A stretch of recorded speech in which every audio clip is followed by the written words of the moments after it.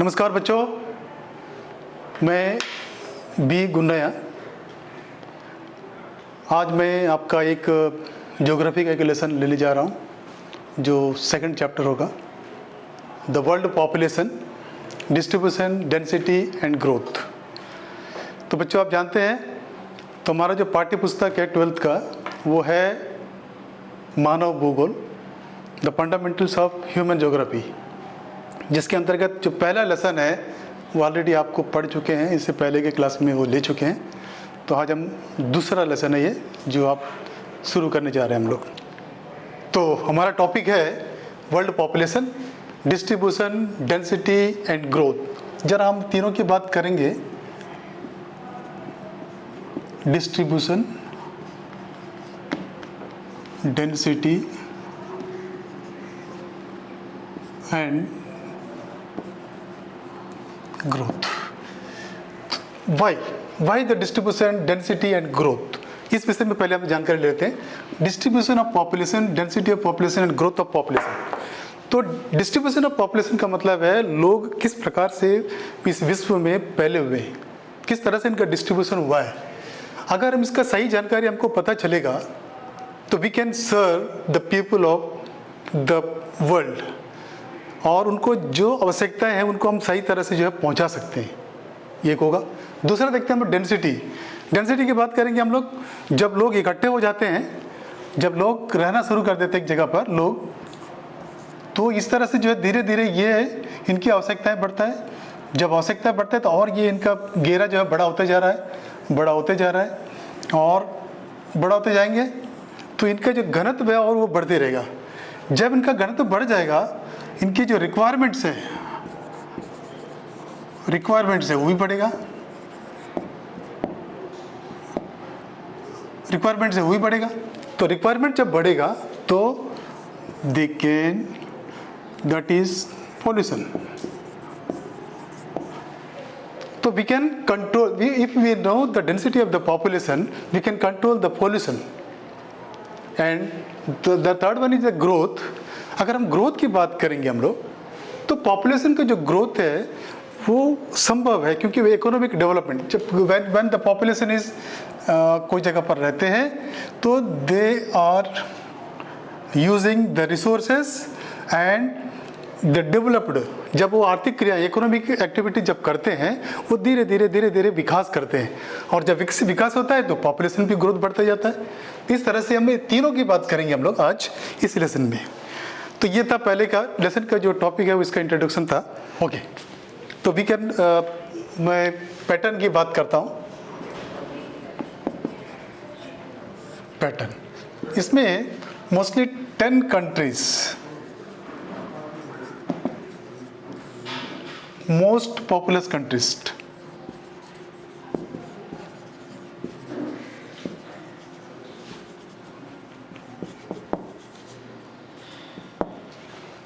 Most populous countries of the world. अगर हम देखेंगे इसको, जो मोस्ट जो पॉपुलस जो कंट्रीज है उसमें खास करके हम 3 कंट्रीज की बात करेंगे हम लोग मैक्सिमम मोस्टली, जिसमें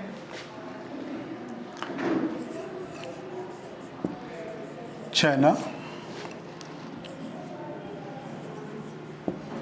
India and USA.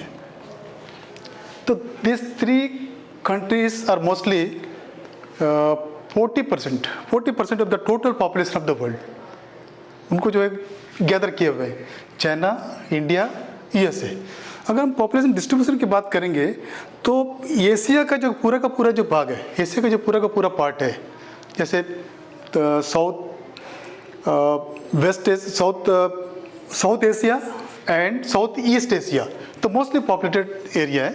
South Asia means India, Sri Lanka, these are queen, and south east Asia means China, Indonesia, Malaysia, Japan, these all states will come in the Southeast Asia. That are also most popular continents. And the next one is the USA, the Northern America, USA and Canada.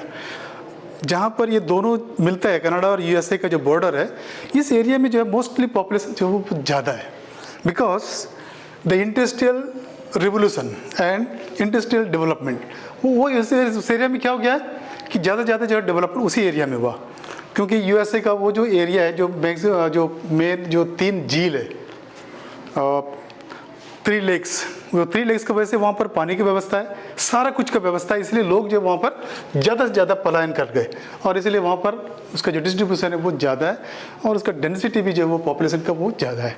और इस तरह से देखेंगे हम लोग। इसके अलावा Europe का एक क्षेत्र है, यूरोप में भी हम लोग बात करेंगे। यूरोप का जो पूरा का पूरा जो हिस्सा है, जैसे हम लोग देखते हैं UK, France, Germany and mostly जो हिस्सा है, ये पूरा का पूरा जो है वो वेल पॉपुलेटेड है, पूरा पॉपुलेशन है, ज़्यादा है वहाँ पर। और हम पैटर्न की बात करेंगे हम लोग, तो नॉर्थन हेमिस्फीयर में देखते हैं हम लोग, जहाँ पर जो बर्फ़ से ढका रहता है, जो कोल्ड रीजन है, and the south and as well as the northern hemisphere और साउथर्न हेमिस्फीयर में, यहाँ पर जो है बिल्कुल स्पार्स पॉपुलेशन है, बहुत कम पॉपुलेशन है, बिल्कुल ना के बराबर है लगभग। और हम अगर देखते हैं हम लोग, जैसे अभी भूमध्य सागरीय क्षेत्र, यानी कि जो भूमध्य सागरीय क्षेत्र में देखते हैं हम लोग, वहाँ के जो कंट्रीज़ है, कुछ कंट्रीज़ है बिल्कुल अनुकूल है सभी काम के लिए, तो इसीलिए भी लोग जो है वहाँ पर अधिकतर जाते हैं। वो भी एक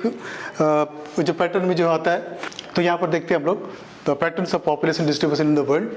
इसमें जो मैप की सहायता से हम लोग थोड़ा देखते हैं, तो पॉपुलेशन जो है वो खास करके जो मैदानी भाग है, मैदानी भाग, वहाँ पर जो है पॉपुलेशन दिखाई देता है। जैसे हम लोग south Asia, east Asia and the America and the Europe, this is the part. तो यहाँ पर जो लोग जो वो पहले हुए ज़्यादा है, ज़्यादा जमावड़ा है। बस करो, ओके।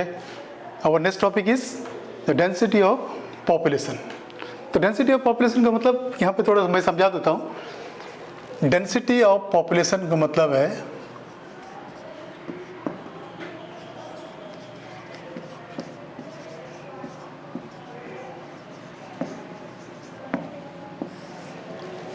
डेंसिटी ऑफ पॉपुलेशन पे जो है हम लोग को प्रति एरिया में, मतलब एक निश्चित क्षेत्र में, यानी कि निश्चित क्षेत्र का मतलब प्रति वर्ग किलोमीटर में, ये ओके देखते हैं हम लोग, वर्ग है 1 किलोमीटर, 1 किलोमीटर एंड 1 किलोमीटर और 1 किलोमीटर, और यहाँ पर जो है पीपल, लोग, 1 किलोमीटर के दायरे में जितने लोग रहते हैं उनको हम जो है वो वहाँ का घनत्व मानते हैं, पॉपुलेशन घनत्व मानते हैं। यानी कि this are the people, the density of the particular area, that means इसको क्या बोलते हैं, स्क्वायर किलोमीटर्स में। स्क्वायर किलोमीटर में जो इसको हम लोग इंकित करते हैं स्क्वायर किलोमीटर्स में। और इसको निकालने के तो एक फार्मूला है, density is equal to total population divided by total area. Density is equal to total population total area, यानी कि किसी भी क्षेत्र का हम लोग अगर वहाँ के लोग कितने लोग हैं मालूम हो, और वो एरिया जो है कितना क्षेत्र में फैला हुआ है ये अगर मालूम हो, तो ये दोनों की जो अंतराल है इसी को हम लोग बोल सकते हैं डेंसिटी ऑफ पॉपुलेशन। तो यहाँ आगे बढ़ते हैं हम लोग डेंसिटी ऑफ पॉपुलेशन में। अगर हम फिर एक बार हम चलते हैं, हम लोग डेंसिटी ऑफ पॉपुलेशन की बात करेंगे हम लोग कि कहाँ कहाँ पर डेंसिटी ऑफ पॉपुलेशन ज़्यादा है। अगर हम लोग वर्ल्ड में देखेंगे हम लोग, मैं पहले बताया था कि south Asia, south east Asia, USA, चीन का जो ऊपरी भाग है, जो भारत और चीन तो जुड़ा हुआ है। अगर इस विषय में देखेंगे हम लोग पूरा का पूरा एशिया में तो मोस्टली सबसे ज़्यादा जो पॉपुलेशन जो वो एशिया में है। तो एशिया के जो 10 मोस्ट पॉपुलस कंट्रीज़ में खास करके 6 जो कंट्रीज़ है वो एशिया से ही हमको देखने को मिलता है। तो बाकी जो अदर है वो सिर्फ यूएसए और यहाँ पर अफ्रीका में एक कंट्री है। इसके अलावा और कहीं पर जो पॉपुलेशन जो वो ज़्यादा दिखाई हमको नहीं देता है। एक ब्राज़ील जो साउथ अमेरिका में है, इसके अलावा और कोई जो कहीं पर नहीं दिखाई देता है। इस तरह देखेंगे हम लोग, जो रूस है, रूस भी एक मोस्ट पॉपुलेटेड है, लेकिन रूस एशिया साथ साथ यूरोप, ये दोनों से जुड़ा हुआ है।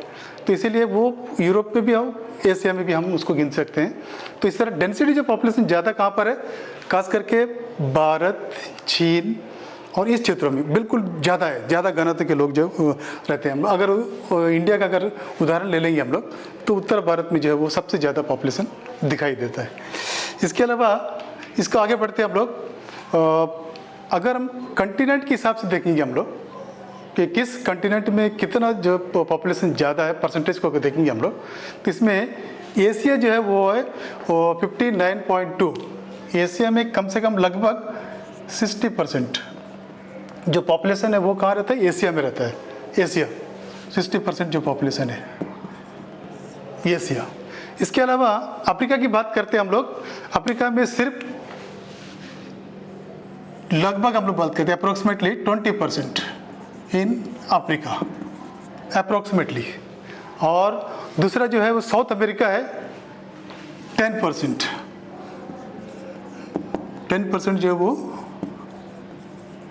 South America. इसके अलावा ऑस्ट्रेलिया और नॉर्थ अमेरिका की बात करेंगे हम लोग, तो यहाँ पर नॉर्थ अमेरिका, तो यहाँ पर जो है 5%, तो approximately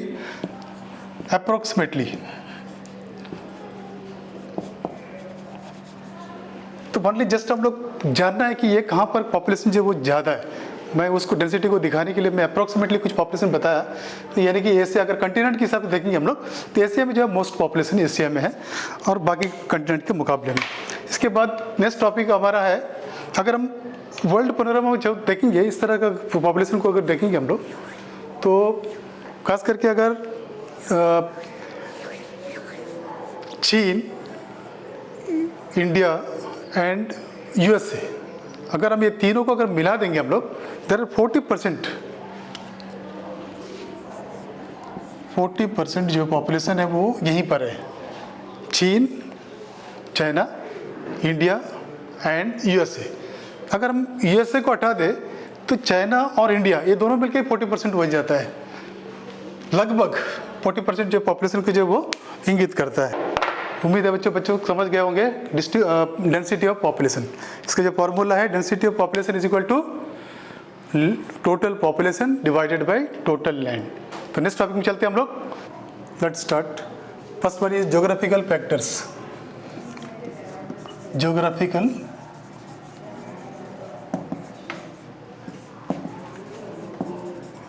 factors.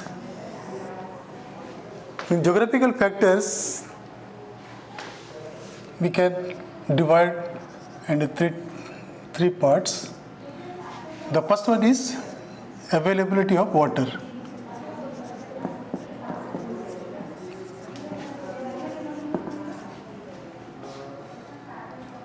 Second one, land. Third one, climate. तो बच्चों फर्स्ट वन देखते हैं हम लोग, अवेलेबिलिटी ऑफ वाटर। जहाँ पर भी पानी अवेलेबल है, इसका मतलब नदियाँ हैं, तो वहीं पर लोग जो है वो जमावड़ा वहीं पर रहते हैं। और इसका बहुत ही महत्व रखता है, क्योंकि पानी हमारे जीवन का एक आधार है। तो जहाँ आधार है तो वहीं पर लोग जाएंगे। तो यानी कि अगर हम पुराने जितने भी नदी तंत्र हैं, तो नदी तंत्र के आसपास ही जो है लोगों का जमावड़ा देखने को मिलता है। अगर हम सभ्यता की बात करें तो प्राचीन सभ्यताओं की बहुत सारी सभ्यताएं जो है वो नदियों के किनारे ही बसा हुआ है। ये हो गया। दूसरा जो फैक्टर है लैंड फॉर्म्स। तो लैंड फॉर्म्स में चलते हैं हम लोग। लैंड फॉर्म्स मतलब भूमि, यानी कि लोग ज़्यादा से ज़्यादा समतल भूमि को पसंद करते हैं, जो प्लेन एरिया है। और इसका एक उदाहरण हम ले सकते हैं भारत का, उत्तरी भारत का जो मैदानी भाग है। तो मैदानी भाग में लोग जो ज़्यादा जमावड़ा है, क्योंकि वहाँ का जो भूमि है वो बहुत अच्छा है। एलुवियल सोल जो पौष्टिक है, जिससे कि वहाँ पर कोई भी अनाज उगने के लिए बहुत आसान है। इसके अलावा वहाँ पर नदियाँ भी मौजूद है, तो इसीलिए वहाँ पर लोगों का जमावड़ा ज़्यादा है। और तीसरा देखते हैं हम लोग क्लाइमेट। क्लाइमेट का मतलब जलवायु। तो जलवायु जो है वो बहुत ही प्रभावित करता है किसी भी क्षेत्र में लोगों के रहने के लिए। और जहाँ पर अच्छी जलवायु है तो वहाँ पर लोगों को आकर्षित करता है। तो अभी हम बात करेंगे, इसका भी एक उदाहरण हम प्रस्तुत करेंगे आपके सामने। भूमध्य जो सागर है, यानी कि मेडिटेरियन सी।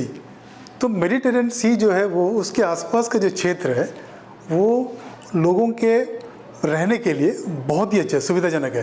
यानी कि ये टेम्परेट जोन में आते हैं और टेम्परेट जोन में लोग जो है वो ज़्यादा से ज़्यादा और लोग पसंद करते हैं वहीं पर जाकर ज़्यादा रहते हैं। इसको हम टेम्परेट जोन में बात करते हैं, temperate zone.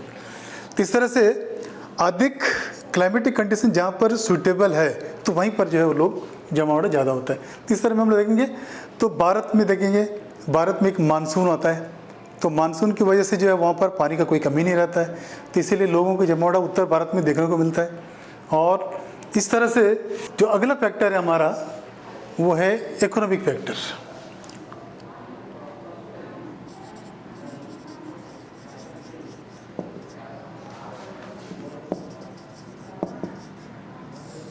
Economic factor, economic factor का मतलब है आर्थिक क्रियान्वयन या आर्थिक गतिविधियां जिससे जो है लोग जुड़ा रहता है। तो आर्थिक गतिविधियां कहाँ होता है, जहाँ पर लोग हैं तो वहाँ पर आर्थिक गतिविधियां होना स्वाभाविक है। जैसे अभी देखते हैं तो आर्थिक गतिविधियों से संबंधित जो चीज़ें हैं वहाँ पर, जैसे मिनरल्स जो है वो जहाँ पर मिनरल्स रहेगा तो वहाँ पर जो है लोग जाएंगे, क्योंकि जब जहाँ पर लोगों का अधिक रहना होता है तो वहाँ पर जो आर्थिक क्रियाएं जब करते हैं, अपने घरों का निर्माण करना या फिर फैक्ट्री का निर्माण करना, तो वहाँ पर मिनरल्स का होना बहुत ज़रूरी होता है। इस तरह से मिनरल्स जहाँ जहाँ भी अवेलेबल है, उपलब्ध है, वहाँ पर लोगों को जो है वहाँ पर पहुँच जाते हैं, चले जाते हैं, कोई ना कोई रूप से उसका जाना रहता ही है। तो ये भी एक प्रभावित करता है। इसी इकोनॉमिक्स फैक्टर के अंतर्गत वो है अर्बनाइजेशन।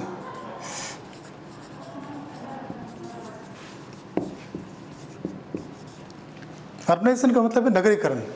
नगरीकरण क्या होता है, जब लोग एक साथ रहना शुरू करते हैं तो धीरे धीरे उनका जो आकार है वो बढ़ता जाता है, उनकी आर्थिक गतिविधियां बढ़ते जाता है। इसकी आर्थिक गतिविधियां बढ़ने के कारण धीरे धीरे वो एक प्रमुख केंद्र बन जाता है और वो केंद्र धीरे धीरे नगर का रूप धारण कर लेता है। तो जब नगर बन जाता है तो नगर जो है लोगों को आकर्षित करता है और लोग जो है वो उससे आकर्षित होकर इस ओर जाना पसंद करते हैं, और ये एक कारण है, आर्थिक फैक्टर है ये। इसके अलावा एक और चीज़ हम देखेंगे यहाँ पर, वो है उद्योग या इंडस्ट्रीज।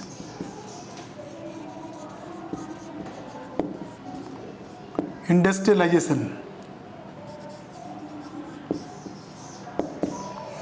उद्योग। तो उद्योग की बात करते हैं तो उद्योग जहाँ पर भी लोग रहते हैं, जहाँ पर मिनरल्स अवेलेबल है, जहाँ पर अर्बन क्षेत्र बन जाता है, तो वहाँ पर छोटा सा एक या ज़रूरत के हिसाब से एक उद्योग स्थापित करते हैं। जहाँ पर उद्योग स्थापित हो गया तो उद्योगों में काम करने वाले लोगों का ज़रूरत पड़ता है। तो जब यहाँ पर उद्योग स्थापित होता है तो लोग ऑटोमेटिक जो है वो यहाँ पर पहुँचना शुरू कर देते हैं। मतलब ये आकर्षित केंद्र रहता है जहाँ जहाँ उद्योग है, चारों तरफ लोग बसते हैं, और ये धीरे धीरे यही उद्योग एक अर्बन का मतलब एक उद्योग जो एक नगर का भी कारण बन जाता है, या उद्योगों के चारों ओर एक नगर बन गया है। कई सारे उदाहरण देखने को मिलता है यहाँ पर। इंडस्ट्रियलाइजेशन मीन्स औद्योगिकरण। औद्योगिकरण क्या होता है, जब लोगों की आवश्यकता बढ़ जाता है तो क्या करते हैं वो, उनकी आवश्यकता के अनुसार वहाँ की सरकार क्या करता है, कोई ना कोई एक इंडस्ट्री का निर्माण करने की कोशिश करता है। जब एक इंडस्ट्री यहाँ पर मान लीजिए फॉर्म होता है,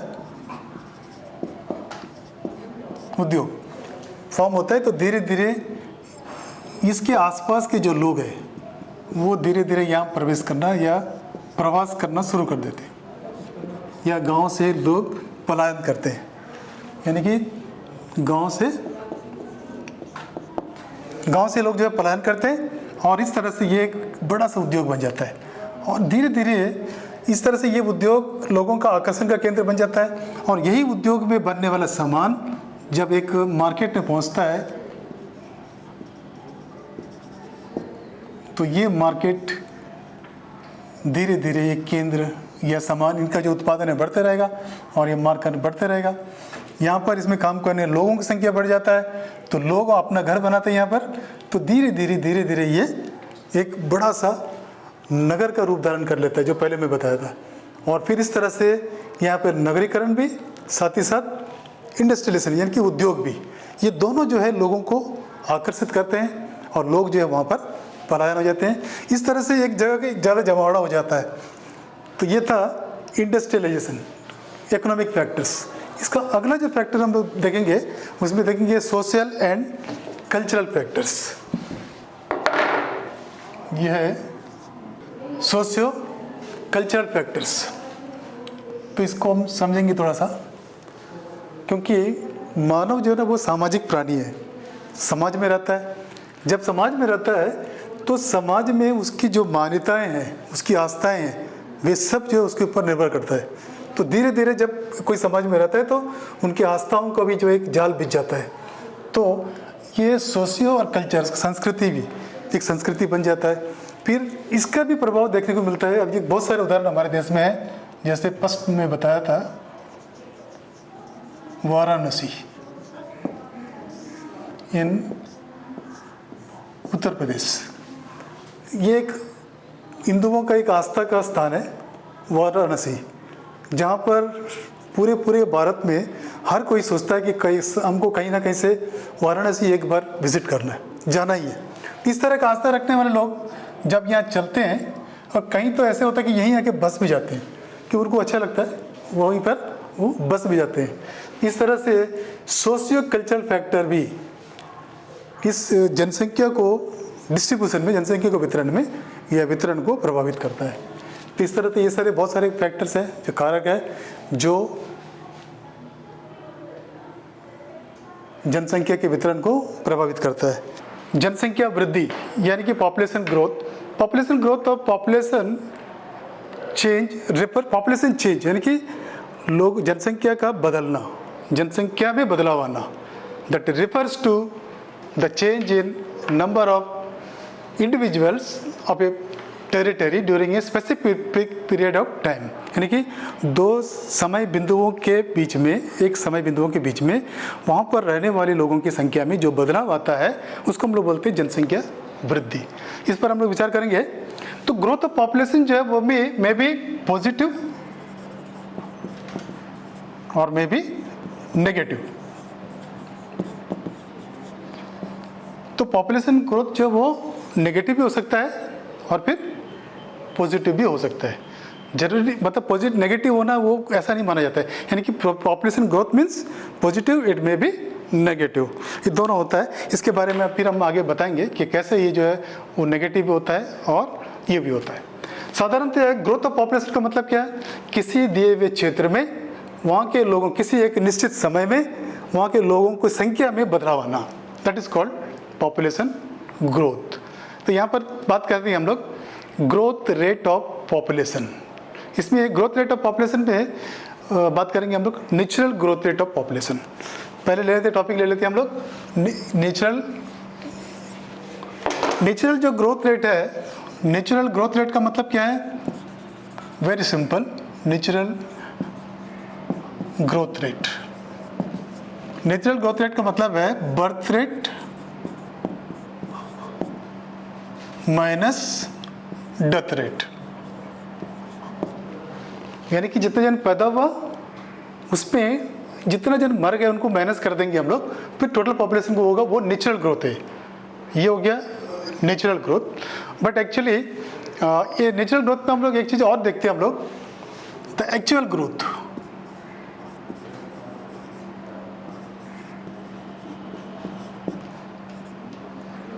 What is the actual growth? The natural growth means birth minus death. Okay. The actual growth means birth minus death plus in migration minus out migration.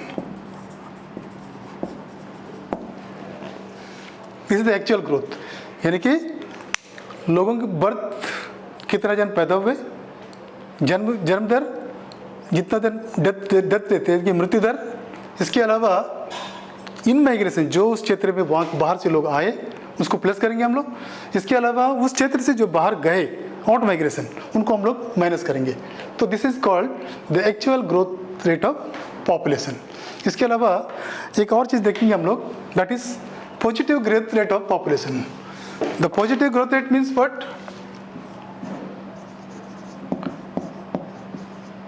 Positive growth rate when the birth rate of a particular place is more than death rate, यानी कि the particular place का birth rate more than death rate, birth rate ज़्यादा है death rate कम है, तो वहाँ का जो होगा वो पॉजिटिव ग्रोथ ऑफ पॉपुलेशन, यानी कि डेथ कम होना बर्थ ज़्यादा होना, that is positive growth of population. Negative growth of population what means? Just उसका उल्टा है, यानी कि डेथ रेट ज़्यादा हो गया और बर्थ रेट कम हो गया, यानी कि बर्थ रेट के हिसाब से डेथ रेट जो है वो ज़्यादा हो गया, तो that is called negative growth of population. तो ये हो गया negative growth of population, that means death rate ज़्यादा है बर्थ रेट से। और इस तरह से मैं पहले बताया था कि जो है पॉपुलेशन जो ग्रोथ है वो मे बी पॉजिटिव और नेगेटिव। तो here we can see this is the positive when the birth rate is higher than the death rate, that is positive. तो negative means when the death rate is more than the positive birth rate, that is called negative growth rate of population. तो this is the topic of population growth. और इसमें एक चीज़ हम लोग देखे थे वो है migration. Migration is very important. तो माइग्रेशन का मतलब क्या है? लोग जो है वो एक प्लेस से दूसरा प्लेस में चले जाना, यानी कि कोई भी कारण हो सकता है, यहाँ पर कोई चीज़ अट्रैक्ट कर सकता है एक चीज़ जगह से दूसरी जगह। तो यहाँ पर दो चीज़ फैक्टर काम करता है। The first one is full factors and the second one is push factors. So what are the pull factors and what are the push factors? We can see the pull factors, pull का मतलब है खींचना, okay? तो pull factors कहाँ होता है? The towns. Mainly the towns have a pull factors. जैसे अभी हम लोग देखते हैं वहाँ पर अम्यूजमेंट का सामान रहता है। अगर हम लोग चलते हैं कोई एक नगर में, कोई एक सिटी में, तो वहाँ पर अम्यूजमेंट के साधन रहते हैं, सिनेमा हॉल रहता है। तो गांव के लोग सोचते हैं कि चलो सिनेमा हॉल है, बहुत कुछ है, या फिर कोई हीरो बनने के लिए भी निकलता है, वो वहाँ पर मौजूद है, सिनेमा हॉल बहुत मिलेंगे। तो जितने भी मॉडर्न फैसिलिटीज़ है वो सब कहाँ मिलेंगे? नगरों में मिलेंगे। तो they all are pull factors, वो खींचता है।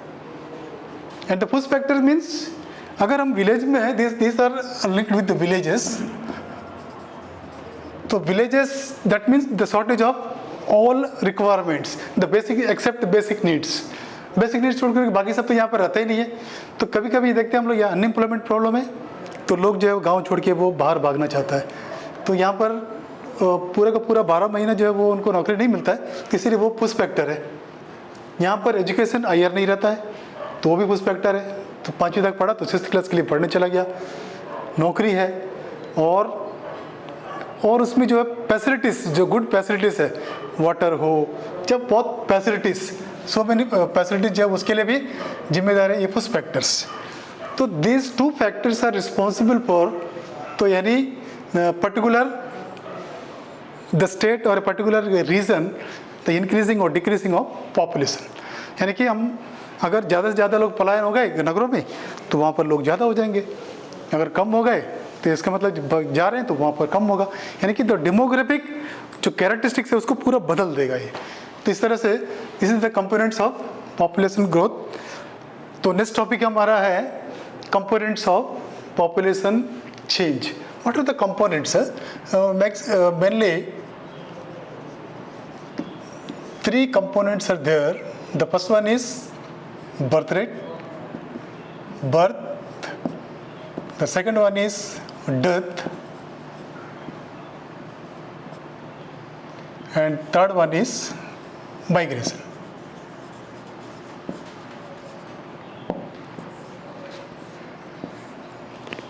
In real base, the birth rate देखेंगे हम लोग, जन्म दर की बात करते हैं हम लोग। एक होता है CBR यानी कि the crude birth rate, CBR crude birth rate. इसमें क्या देखा जाता है? किसी विशेष क्षेत्र में वर्तमान में एक निश्चित एक समय के मतलब एक साल के दौरान वर्तमान में जितने लोग पैदा हुए और वो जीवित है, ऐसा नहीं कि मर गया हो, जो जीवित बच्चे हैं ओनली अलाइव, पैदा हुए और वो जीवित है, तो ऐसे बच्चों को जो हम लोग निकालते हैं यहाँ पर CBR का एक फॉर्मूला है। हम किसी वर्ष का मध्य वर्ग को लेते हैं हम लोग, फिर इसके बाद यहाँ पर देखते हैं हम लोग B1 divided by P into 1000, यानी कि हम 1000 क्यों करते हैं, क्योंकि 1000 पुरुषों में या 1000 जनसंख्या में कितने लोग जीवित है, बर्थ हुआ और वो जीवित है, उसको निकालते हैं फॉर्मूला से, और उसको बोलते हैं हम लोग CBR।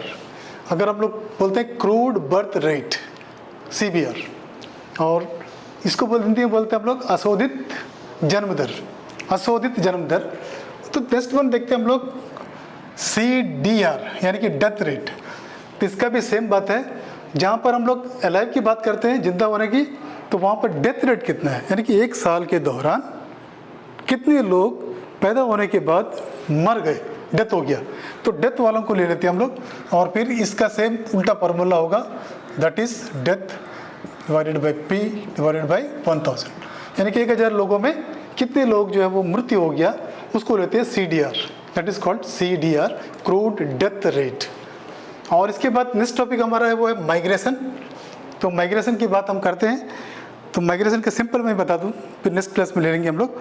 माइग्रेशन का मतलब है एक जगह से, एक स्थान से दूसरे स्थान पर माइग्रेट हो जाना, चले जाना।